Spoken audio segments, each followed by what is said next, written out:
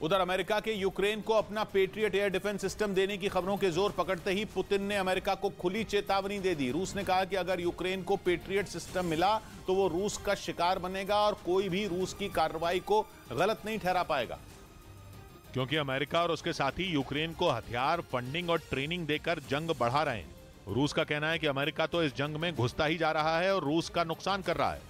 ऐसे में अगर यूक्रेन को मदद मिलेगी तो ये बिल्कुल वाजिब है कि रूस भी अपनी हिफाजत के लिए यूक्रेन को मिले विदेशी हथियारों का काम तमाम करेगा, फिर चाहे वो पेट्रियट ही क्यों ना हो। मतलब रूस ने अमेरिका को सरेआम धमकी दे दी कि अब भी वक्त है, अमेरिका फिर सोच ले, वो यूक्रेन को पेट्रियट सिस्टम न दे।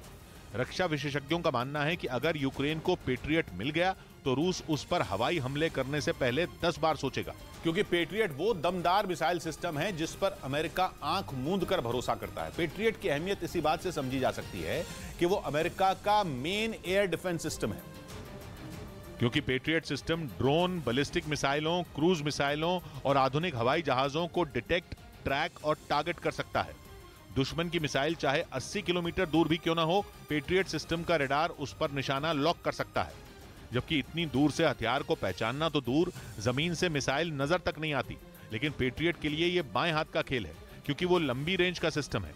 इसी वजह से यूक्रेन जंग की शुरुआत से कई बार अमेरिका से पेट्रियट मिसाइल सिस्टम मांग चुका है और अब खबर है कि कई बार लटकाने के बाद अमेरिका उसे आखिरकार पेट्रियट देने जा रहा है। इधर यूक्रेन युद्ध के बीच पुतिन ने मॉस्को में अपनी सबसे घातक मिसाइल को तैनात कर दिया, जिसने अमेरिका और ब्रिटेन की चिंता बढ़ा दी।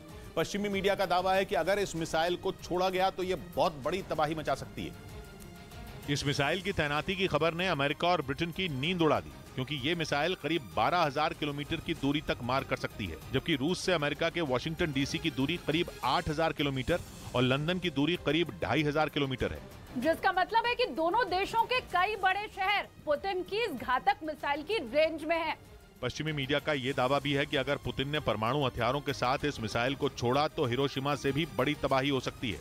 इस मिसाइल की तैनाती के पीछे पुतिन के गुस्से को असल वजह माना जा रहा है, जो इसलिए फूट पड़ा क्योंकि उनके मना करने के बाद भी पश्चिमी देश लगातार यूक्रेन को हथियार सप्लाई कर रहे हैं। इस बीच एक्टर दीपिका पादुकोण और शाहरुख खान की फिल्म पठान के गाने बेशर्म रंग पर बवाल थमता नहीं दिख रहा है। इस गाने में दीपिका पादुकोण के भगवा रंग की बिकनी पहनने पर विवाद इस कदर बढ़ गया कि उसकी आग देश भर में फैल गई। और उत्तर प्रदेश के आगरा में हिंदू महासभा नाम के हिंदूवादी संगठन के कुछ कार्यकर्ताओं की विरोध प्रदर्शन के दौरान पुलिस से झड़प हो गई। वो लोग वहां एक सिनेमा हॉल के सामने शाहरुख खान और दीपिका पादुकोण के पुतले को फूंकने के लिए जुटे, जिन्हें पुलिस ने रोकने की कोशिश की, लेकिन उन लोगों ने मौका देखते ही उसमें आग लगा दी और जमकर नारेबाजी की।